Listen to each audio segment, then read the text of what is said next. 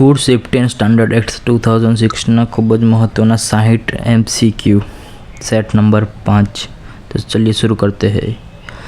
विभाग 1 विशिष्ट व्याख्या आंतरराष्ट्रीय धोरणों। तो पहलो FSS एक्ट कई कलम हेठળ કન્ઝ્યુમરની વ્યાખ્યા આપવામાં આવે છે। તો કલમ 3(1)J કાયદા મુજબ એક્સટ્રેનિયસ મેટર એટલે શું?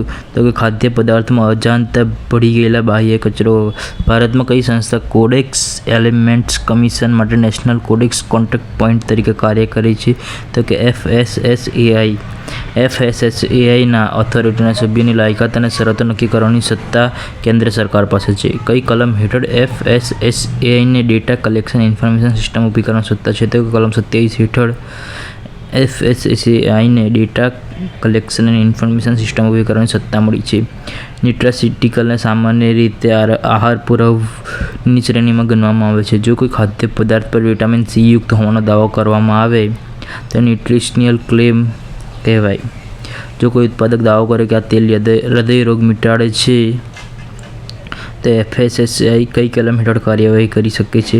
તો કે કલમ 24 ગેરમાર્ગે દોરાવતા દાવાઓ પર પ્રતિબંધ।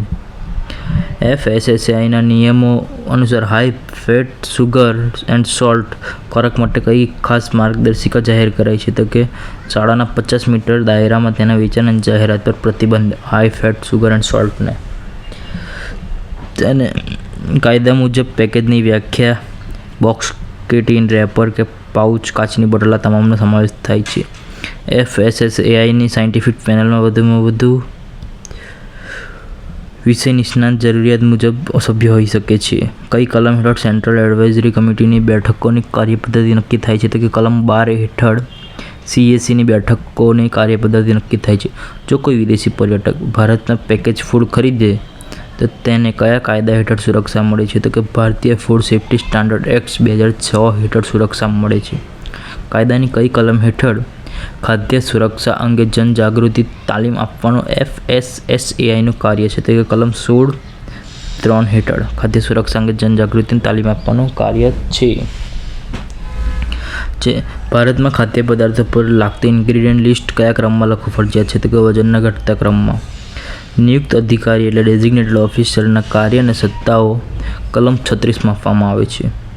જો કોઈ વિસ્તારમાં રોગચાળો ફાટી નીકળે તો કયા અધિકારી પાસે વિસ્તારની ખાદ્ય દુકાનોની તપાસ માટે વિશેષ સત્તા હોય છે? તો હેલ્થ કમિશનર ડેઝિગ્નેટેડ ઓફિસર। કાયદા મુજબ પ્રાઇમરી ફૂડના વેચાણકર્તા પર જે તે માત્ર પોતાના કુદરતી ખેતરની કુદરતી પેદાશથી વેચી શકે તો તેના લાયસન્સમાંથી મુક્તિ મળે છે।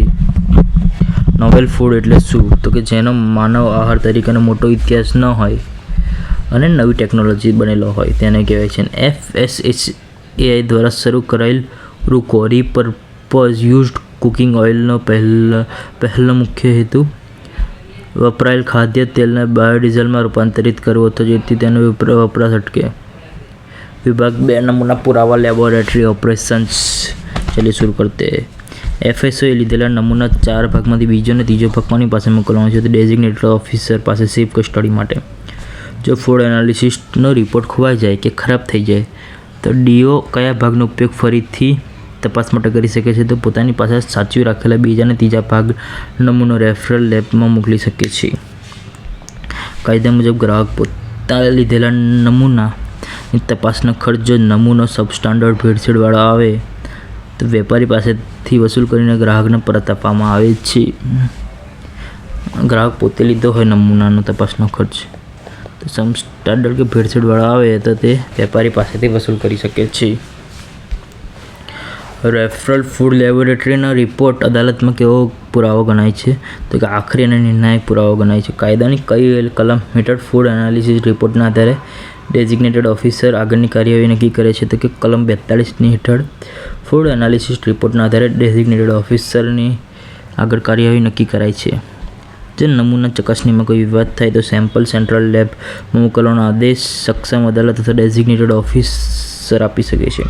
ઘી અથવા માખણમાં વનસ્પતિ ઘીની ભેળસેળ ચકાસવા માટે બોર્ડાઇન ટેસ્ટ કરાય છે। મરીમાં કુદરતી પદાર્થ બીજની ભેળસેળ સામાન્ય રીતે પપૈયાના બીજની સાથે કરવામાં આવે છે।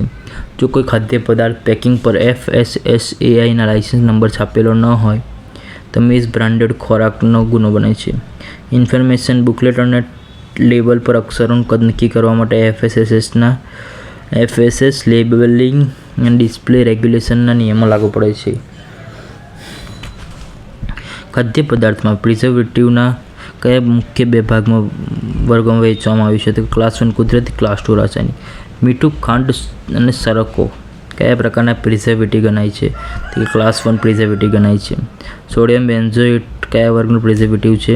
તો કે ક્લાસ 2 સોડિયમ બેન્ઝોએટ કેમિકલમાં આવે. ચાની પત્તીમાં કૃત્રિમ રંગ અથવા વપરાયેલ ચાની પત્તીની ભેળસેળ ચકાસવા માટે ફિલ્ટર પેપર અથવા ભીના વ્હાઇટ પેપર પર ઘસવું. તો રંગ છૂટો પડે તો ભેળસેળ હોય છે. FSOએ જપ્ત કરેલા માલની ઇન્વેન્ટરીની યાદી કયા ફોર્મમાં બનાવવાની હોય છે? તો કે ફોર્મ 6. જો કોઈ વેપારી FSO સાથે દલીલ કરે અને સેમ્પલ સીલ કરવા માટે સાધનો ન આપે તો FSO સ્થાનિક પોલીસ સત્તાધિકારીની મદદ લઈ શકે છે.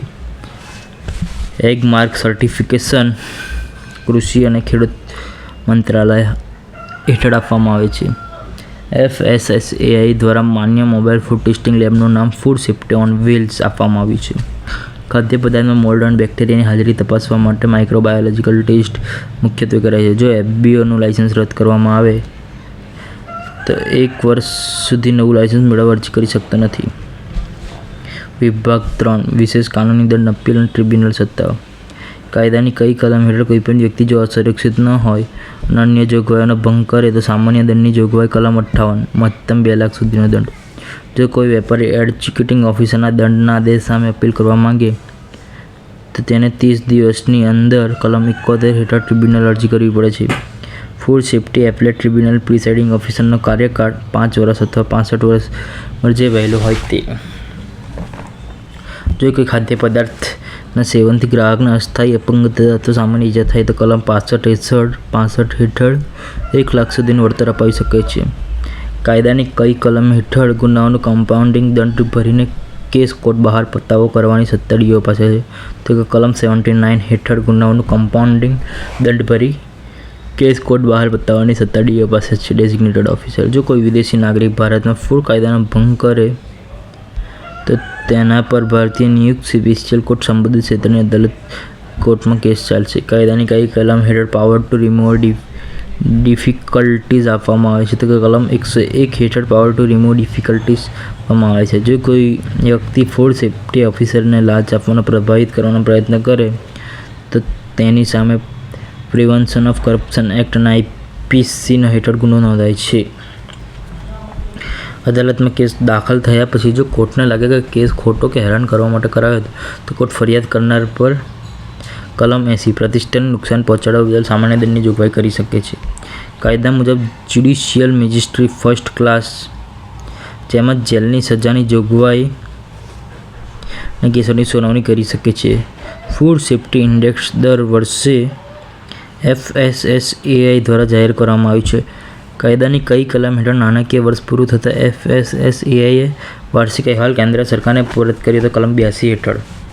જો કોઈ દૂધ ઉત્પાદક મેલેમાઇન કે ડિટર્જન્ટ ઉમેરે તો તેનાથી કોઈ ગ્રાહકને કાયમી ખોરાક કપન થાય તો મહત્તમ આજીવન કેદ અને મોટા આર્થિક દંડની સજા થઈ શકે છે. કાયદા હેઠળ જો કાર્યકોર્ટ વહીવટી આદેશમાં ભૂલ હોય તો તેને સુધારવાની સત્તા ફૂડ કમિશનરને. કલમ 30 FSSAIની સાયન્ટિફિક કમિટીના નિર્ણયોને અમલ કરવાની અંતિમ વહીવટી જવાબદારી FSSAIના ચીફ એક્ઝિક્યુટિવ ઓફિસરની છે. ફૂડ સેફ્ટી કમ્પ્લાયન્સ સિસ્ટમને મુખ્ય ફાયદો સમગ્ર ભારતમાં લાઇસન્સિંગ પ્રક્રિયાને ડિજિટલ, પારદર્શક અને ઝડપી બનાવવાની છે. જો કોઈ પદાર્થમાં ભેળસેળ સાબિત થાય તો કોર્ટ કલમ 69 હેઠળ પદાર્થનો સ્ટોક જપ્ત કરવાનો આદેશ આપી શકે છે. કાયદા મુજબ પ્રોસિક્યુશનની નોટિસ મળ્યા પછી વેપારી પોતાની સફાઈ રજૂ કરવા 15 દિવસનો સમય હોય છે. કાયદાની કઈ કલમ હેઠળ રાજ્ય સરકારને અધિનિયમ અમલીકરણ માટે વિશેષ ફંડની જોગવાઈ છે? તો કે કલમ 83. ઇટ રાઇટ સ્ટેશનનું સર્ટિફિકેશન FSS દ્વારા દેશમાં જો રેલવે સ્ટેશન સંપૂર્ણપણે ગ્રાહકને સ્વસ્થ અને સુરક્ષિત અને હાઇજેનિક ખોરાક પૂરો પાડે તો તેમને આપવામાં આવે છે. આ સાઇટ પ્રશ્ન તમારા સાથે FSS એક્ટ 2006ના મોસ્ટ ઇમ્પોર્ટન્ટ ક્વેશ્ચન બધા કવર થઈ ગયા છે. તો આ એપિસોડ અહીં જ પૂરું કરીએ. જય હિન્દ, જય ભારત.